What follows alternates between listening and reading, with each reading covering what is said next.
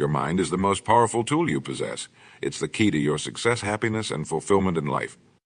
But like any tool, it needs to be used correctly to achieve the best results. That's where the concept of disciplining your thoughts comes in.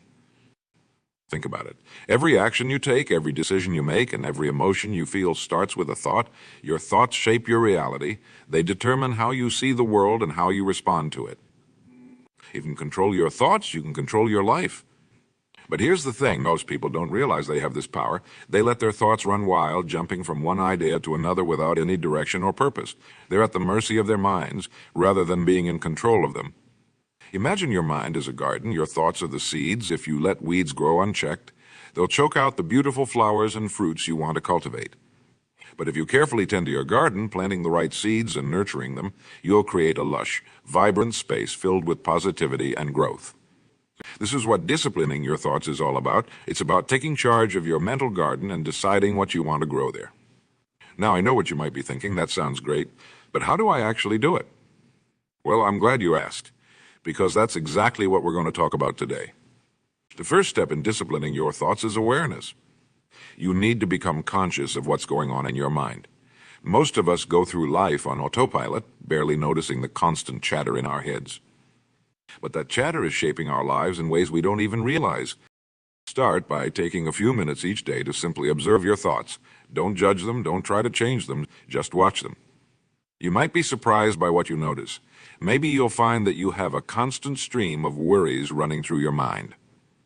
Or perhaps you'll realize that you spend a lot of time replaying past events or imagining future scenarios. This awareness is crucial because you can't change what you don't acknowledge.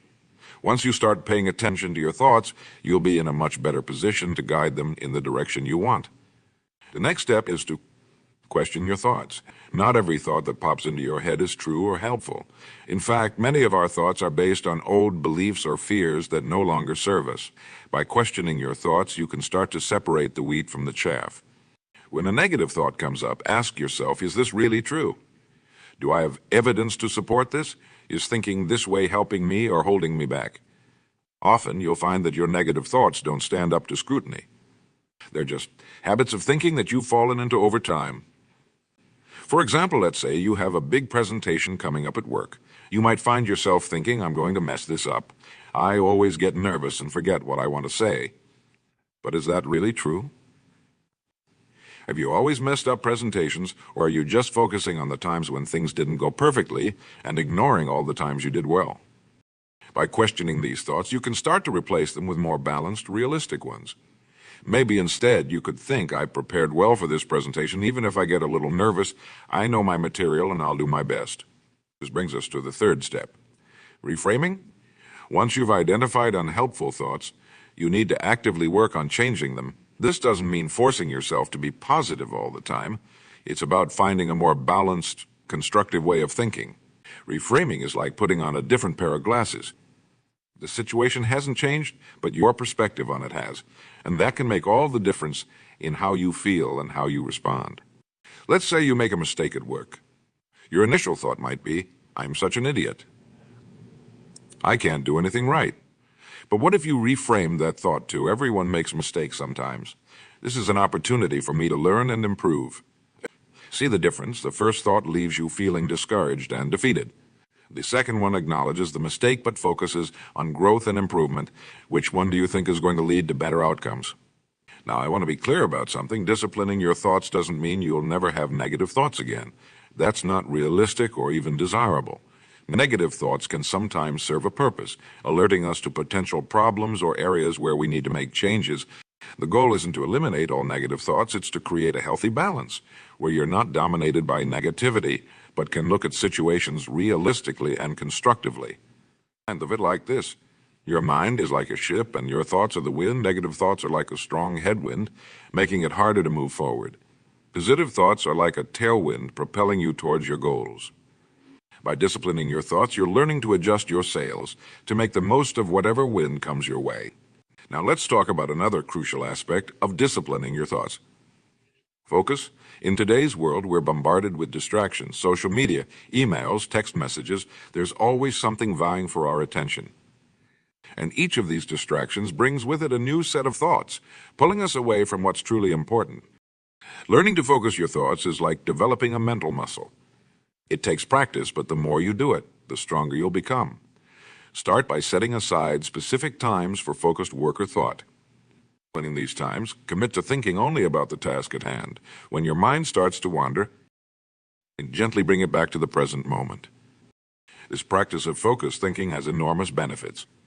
It allows you to dig deeper into ideas, to make connections you might have missed otherwise, and to produce higher quality work. Plus, the ability to control where you direct your thoughts is a fundamental part of mental discipline. But focus isn't just about work or productivity. It's also about being present in your life.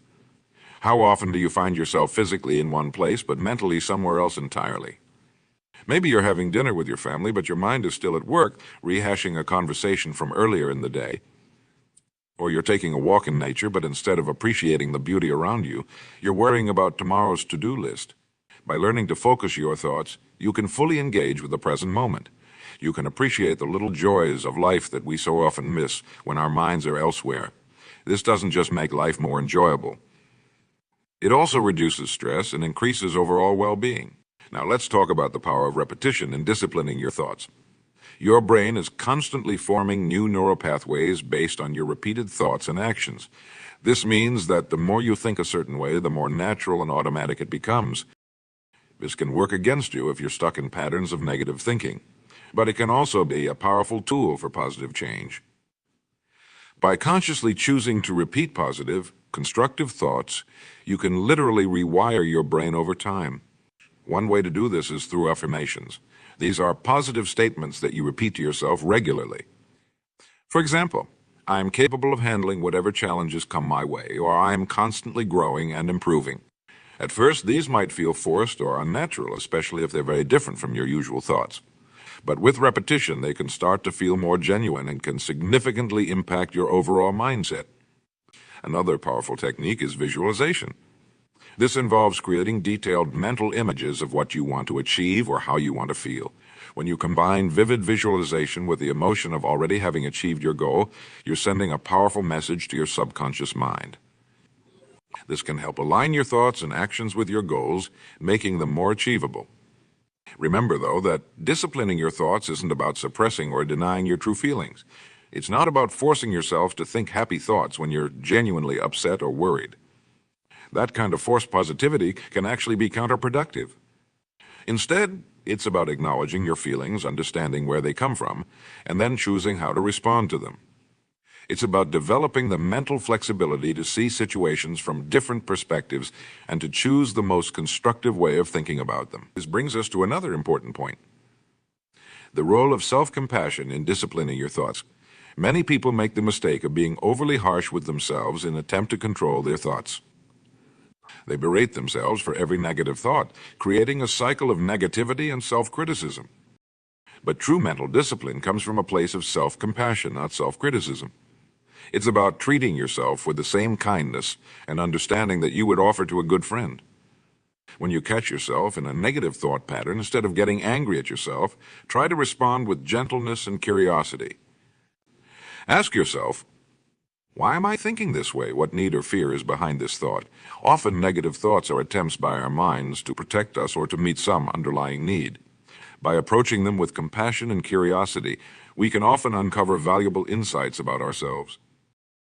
This compassionate approach also makes it easier to change our thoughts. When we're kind to ourselves, we create a sense of safety that allows us to explore new ways of thinking without fear of self-judgment. Now let's talk about the importance of patience in this process. Disciplining your thoughts is not something that happens overnight. It's a lifelong journey of growth and self-discovery. There will be days when it feels easy and days when it feels impossibly hard. There will be times when you fall back into old thought patterns, and that's okay. The key is to approach this process with patience and persistence. Every time you catch a negative thought and choose to reframe it, you're making progress. Every time you bring your wandering mind back to the present moment, you're strengthening your mental discipline. These small victories add up over time, leading to significant changes in your overall mindset and quality of life. It's also important to remember that disciplining your thoughts isn't about achieving some perfect state of constant positivity. Life will always have its ups and downs, and it's normal and healthy to experience a full range of emotions. The goal is to develop the mental tools to navigate these ups and downs more effectively, to bounce back more quickly from setbacks, and to approach life's challenges with resilience and optimism. One powerful way to discipline your thoughts is to cultivate gratitude. Gratitude is like a spotlight. Whatever it shines on becomes brighter and more prominent in your mind. When you make a habit of focusing on what you're grateful for, you naturally start to notice more positive aspects of your life. Each day, take a few minutes to think of 3 things you're grateful for. They don't have to be big things. It could be as simple as a delicious cup of coffee, a kind word from a friend, or a beautiful sunset. The key is to really feel the gratitude, not just think about it intellectually. Over time, this practice can shift your default mode of thinking. Instead of automatically noticing what's wrong or what's missing in your life, you'll start to naturally notice the good things. This doesn't mean ignoring problems or pretending everything is perfect. It's about creating a more balanced perspective that acknowledges both the challenges and the blessings in your life. Another important aspect of disciplining your thoughts is learning to live in the present moment. So much of our mental energy is spent reliving the past or worrying about the future, but the only moment we can actually influence is the present one. Mindfulness is a powerful tool for bringing your thoughts back to the present. It involves paying attention to your current experience, your thoughts, feelings, and physical sensations without judgment. This might sound simple, but it can be surprisingly challenging. Our minds are so used to wandering that staying present takes practice. Start small. Try to be fully present for just 1 minute. Focus on your breath or on the sensations in your body when your mind wanders, and it will gently bring it back to the present moment. As you get better at this, you can gradually increase the duration. The benefit of this practice goes beyond just feeling more calm and centered. When you're fully present, you're in the best position to respond effectively to whatever life throws your way. You're not clouded by regrets about the past or anxieties about the future. You're right here, right now, with all your resources available to you. Now let's talk about the power of your thoughts in shaping your identity. The way you think about yourself, your self-talk, has a profound impact on who you become. If you constantly tell yourself that you're not good enough or that you can't do something, you're limiting your potential before you even try. On the other hand, if you think of yourself as capable, resilient, and worthy, you're much more likely to take on challenges and persist in the face of setbacks. This doesn't mean denying your weaknesses or areas for improvement. It means having a balanced, growth-oriented view of yourself. Pay attention to how you talk to yourself. Would you speak to a friend the way you speak to yourself in your own mind? If not, it might be time to adjust your self-talk. Replace harsh self-criticism with constructive feedback. Instead of "I'm so stupid for making that mistake," try "I made a mistake, but I can learn from it and do better next time." Remember, your thoughts are not facts just because you think something doesn't make it true. This is particularly important when it comes to limiting beliefs about yourself. Maybe you think you're not creative, or that you're bad with numbers, or that you'll never be successful. But these are just thoughts, not immutable truths. Challenge these limiting beliefs. Look for evidence that contradicts them. Have there been times when you've been creative, even in small ways? Have you ever successfully worked with numbers, even if it's just balancing your checkbook? What success is, no matter how small, have you had in your life? By questioning and challenging these limiting beliefs, you can start to expand your sense of what's possible for you. And as you change your thoughts about yourself, you'll start to change your actions, which in turn will change your results. Which goes to a point. The connection between your thoughts and your actions, your thoughts don't exist in a vacuum. They directly influence your behavior. If you think a task is impossible, you're less likely to even try. If you think you're going to fail, you might unconsciously sabotage yourself. But when you discipline your thoughts to focus on possibilities and solutions, you're much more likely to take positive action. You'll approach challenges with a problem-solving mindset rather than a defeatist one. You'll be more willing to step out of your comfort zone and try new things. This doesn't mean ignoring potential obstacles or difficulties. It means approaching them with a "how can I" attitude instead of a "why I can't" attitude. When faced with a challenge, instead of thinking "this is too hard, I can't do it," try thinking "this is difficult, but what's one small step I can take toward solving it?" By changing your thoughts in this way, you're setting yourself up for action and progress rather than inaction and stagnation. Now, let's talk about the role of your environment in disciplining your thoughts. Your thoughts don't occur in isolation. They're influenced by everything around you. The people you spend time with, the media you consume, the spaces you inhabit. All these play a role in shaping your thought patterns. This means that part of disciplining your thoughts involves curating your environment. Surround yourself with positive, supportive people who encourage your growth. Limit your exposure to negative influences, whether that's pessimistic news coverage or toxic social media content. Fill your space with reminders of your goals and values. This could be inspirational quotes, vision boards, or simply objects that make you feel good. The idea is to create an environment that naturally encourages positive, constructive thinking. Remember, disciplining your thoughts isn't about controlling every single thought that enters your mind. That's not possible, and trying to do so would be exhausting and counterproductive. Instead, it's about setting up systems and habits that naturally guide your thoughts in a more positive, constructive direction. It's like creating a riverbed for your thoughts to flow through. You can't control every drop of water, but you can shape the path that the river takes. One powerful way to do this is through the questions you habitually ask yourself. Your mind is constantly answering questions, whether you're consciously aware of it or not. By changing the questions you ask, you can change the direction of your thoughts. For example, instead of asking, "Why does this always happen to me?" When something goes wrong, try asking, "What can I learn from this situation?" Instead of, "What if I fail?" Ask, "What if I succeed?"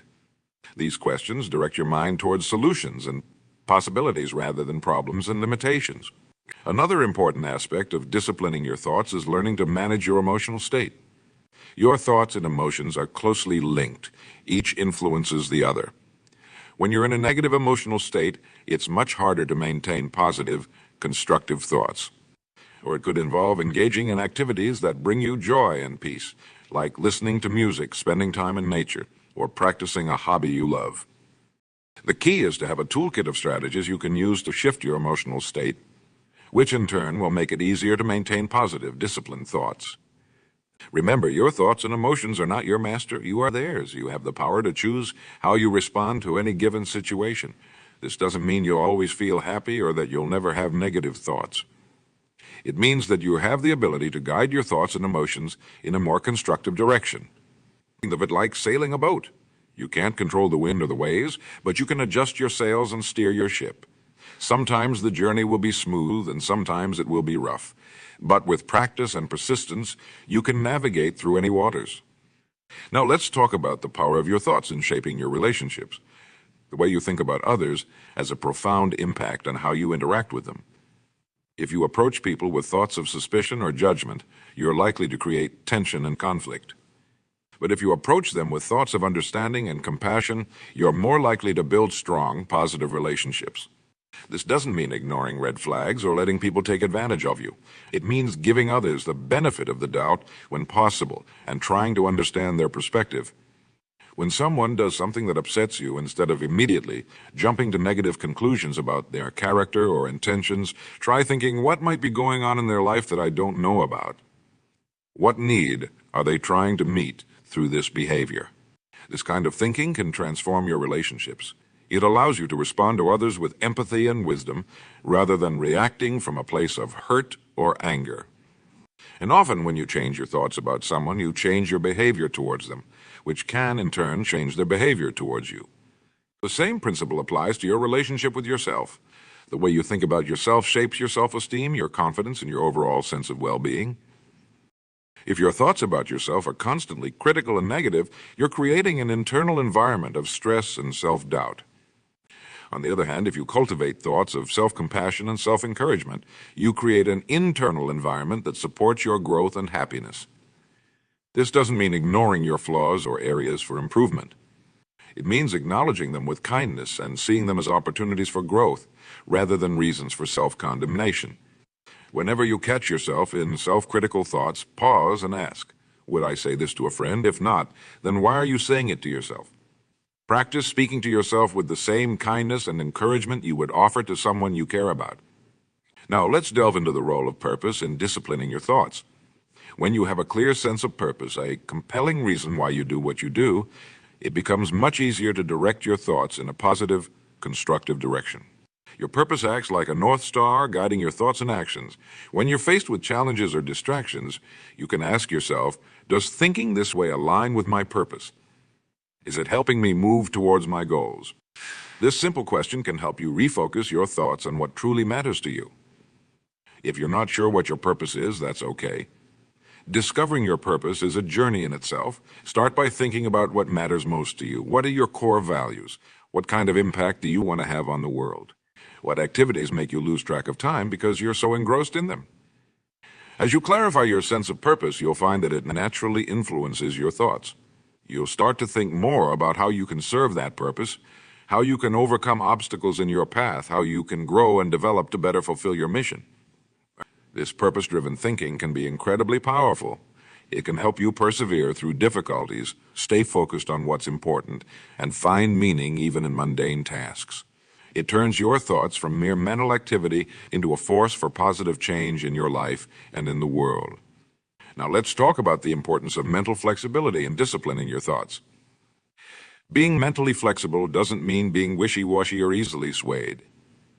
It means being able to adapt your thinking to different situations, to consider multiple perspectives, and to change your mind when presented with new information. This flexibility is crucial because life is constantly changing. What worked yesterday might not work today. The beliefs that served you well in one phase of your life might hold you back in another. By cultivating mental flexibility, you ensure that your thoughts remain a tool for growth and adaptation rather than becoming a rigid cage that limits your potential. Practice looking at situations from different angles. When you catch yourself thinking in absolute terms, always, never, impossible.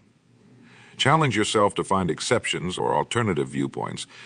This doesn't mean you can't have strong convictions. It means holding those convictions with an open hand rather than a clenched fist, always being willing to reconsider and refine your thinking. Another powerful technique for disciplining your thoughts is visualization. Athletes have long used visualization to improve their performance, and it can be just as effective in other areas of life. When you vividly imagine yourself succeeding at a task or achieving a goal, you are programming your mind for success. This works because your brain doesn't always distinguish between a vividly imagined experience and a real one. When you visualize success, you're creating neural pathways that support that success. You're also building your belief in your ability to achieve your goals, which can significantly impact your actions and ultimately your results. Each day, spend a few minutes visualizing yourself successfully handling a challenge you're facing or achieving a goal you're working towards. Make the visualization as detailed and vivid as possible. What do you see? What do you hear? What do you feel? The more real you can make it in your mind, the more powerful the effect will be. Now let's address a common misconception about disciplining your thoughts.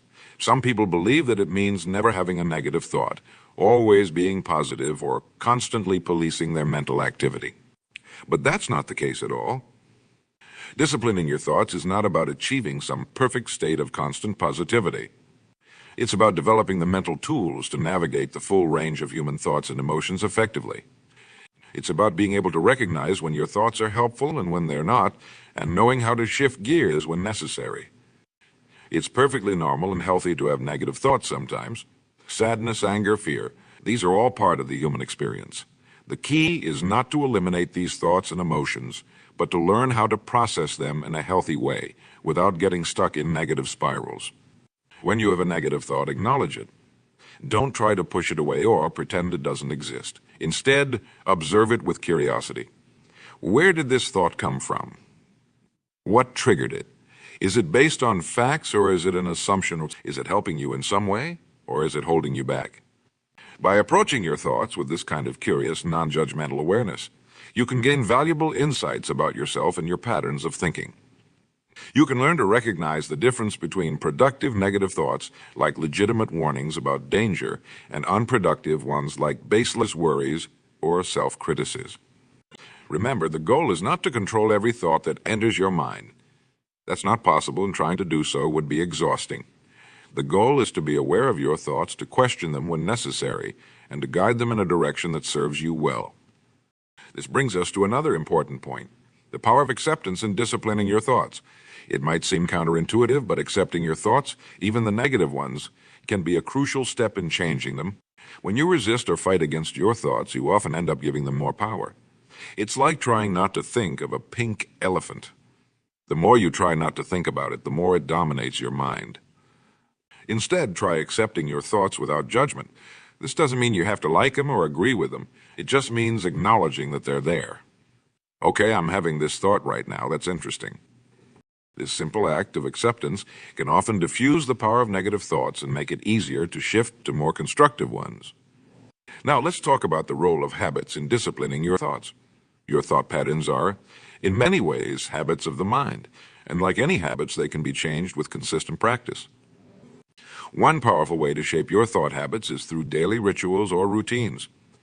This could be a morning routine where you set positive intention of the day, a gratitude practice before bed, or regular periods of reflection and self-assessment. These routines serve as anchors for your thoughts, providing structure and direction.